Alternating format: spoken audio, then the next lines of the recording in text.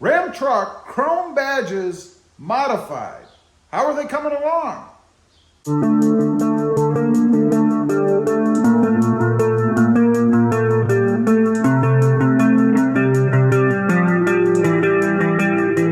Well, good afternoon, everybody, and welcome back to Rob Motive FST. Real quick, if you haven't before, smash that subscribe button and click that notification bell so that you don't miss out on any upcoming videos. So, how are my modified Ram Chrome badges coming along? Let's take a quick look around the truck. I'll show you what I've done. On the sides, of course, I replaced the Hemi 5.7 liter badges with blacked out badges. No more chrome on the sides. And then, of course, in the rear, I did take off the Ram logo, if you will, or this whole badge here, and modified it. This is the theme that I'm going with on the truck. And then I also got rid of any chrome back here. I actually pulled the Lone Star badge, which I may put back on in modified form. We're going to take a look at that here in just a minute, and I'm going to go ahead and finish that up so I can see what it looks like. Down the side of the truck, of course, I got rid of the Ram lettering. You can see where it's a little bit cleaned up. The truck is dirty. But I pulled the Ram lettering off the sides there. And then in the front, as you probably saw in the beginning, I did take the chrome badges or lettering off the front of the truck. I had put black badges on, but as you can tell, they're not there any longer either. Where they are, and we can take a look at all of them, are here on the workbench. These were the originals, of course, and then I have the ones that I put on that I just moments ago removed. Now, let me show you. To remove these, this is what they look like on the back. And get a little light here. You can see they have these little prongs, if you will. There's supposed to be 4 of them. I had to break off 3 of them on the R anyway to pull this off. And then there's also a little, what do you want to call this, prong on the back that goes through one of the holes where the letters go on the front that have a steel washer on the back, kind of a pressure washer to secure it down. You can see a little bit better maybe here on the M. You can see all 4. Those are all the little arms that go in, if you will. And then one of the, or actually both of these little prongs are still here. So that's what it looked like before. It was the same on the replacements that I got. You guys can see here, they're all lined up the same way, all these little arms or whatever you want to call them, and then the prongs here as well. I did put some double-sided tape here and here. It does work, it does hold them down. I know that because it was real fun to pull these off. So let's go take a look at the painted parts.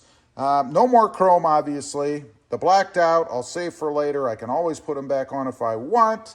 But I do have something else that I'm doing along with a couple other parts. Let's go take a look.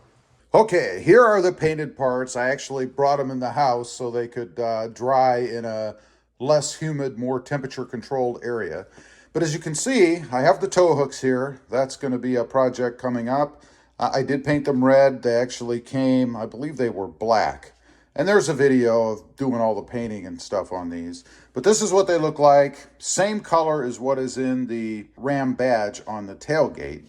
And then we have the new Ram letters. You can see here, these are what are going to replace the ones I just pulled off that replaced the chrome ones that were on before. These came out really well. They have an undercoating, if you will, a primer. Also the paint itself, and then a little bit of clear coat, actually about 5 coats. So they're still continuing to dry. We're going to let those go for probably another week or so, just to make sure that they're nice and hard.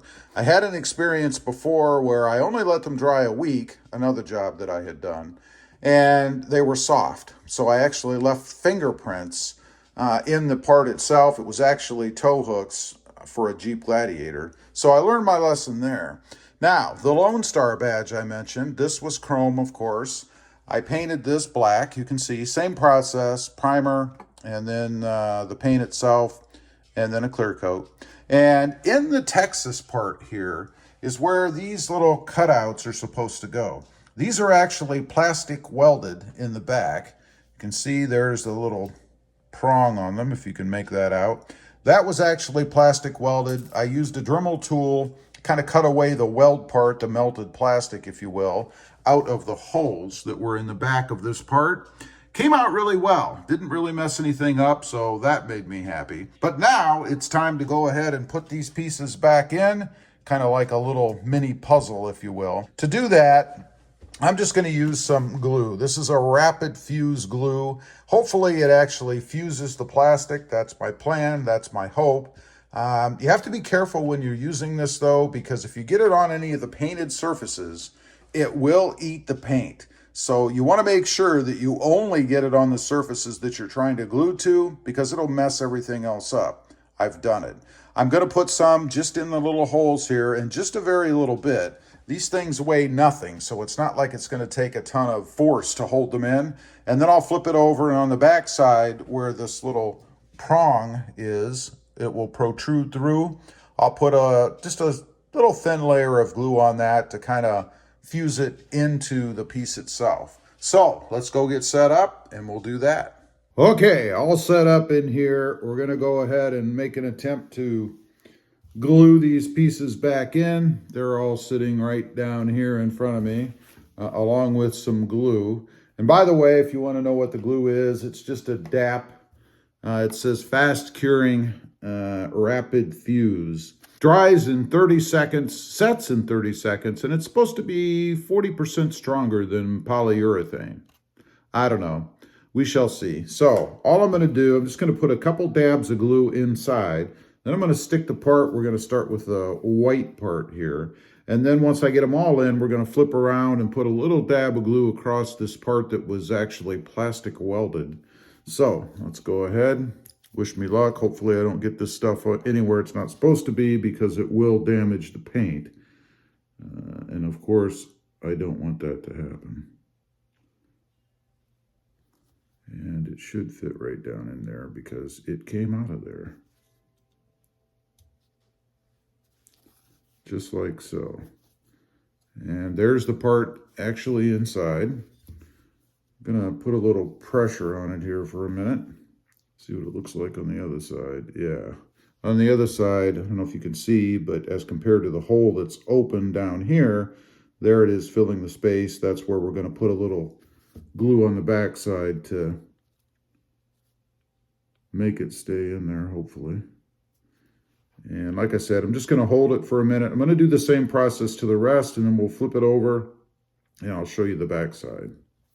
Okay, got all of the symbols, the pieces, glued back in. Now we're going to go ahead and put just a dab of glue, actually a little bit more than that, across the back so that it dries and kind of fuses everything in back here.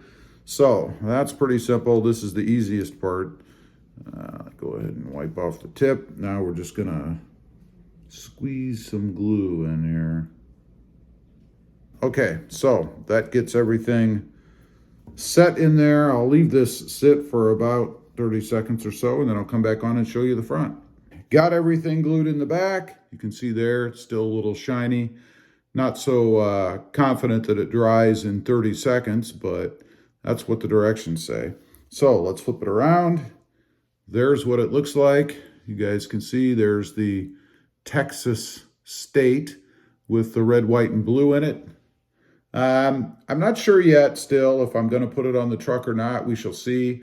I'm going to leave this dry for about another week or so before I get to that. And then I'll hold it up out there, maybe temporarily tape it on, see if I like the way it looks. But I just wanted a subdued look, if you will. And I think by painting this black and then putting the letters back in, like you guys can see there, I certainly get that. So it would just be something, a little touch that you would notice if you were up close looking at the truck. There you have it, an upcoming set of projects, I guess. Little color change for the front end of the Ram, as well as that badge on the back. I think I am going to go ahead and put that Lone Star Texas badge in there on the back of the truck, because it did come out really well. Like I said, I'm going to leave the parts dry for one more week. That'll be 2 weeks drying time, only because I've not gone that long in the past and had troubles. Leave a comment. Let me know what you think. Do you like it? Or would you have just left it chrome the way it was? Or even the blacked out badges on the front? I'd be curious to know. Also, real quick, again, if you didn't, go ahead and smash that subscribe button and click that notification bell so that you don't miss out on any upcoming videos. I do have 2 additional channels. Rob Motive, all about my 2021 Toyota Tacoma.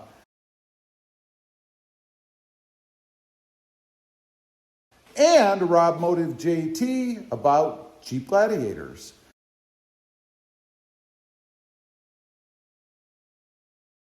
Check them out, and if you're interested, please consider subscribing. Thanks for watching. Stay safe out there. Bye.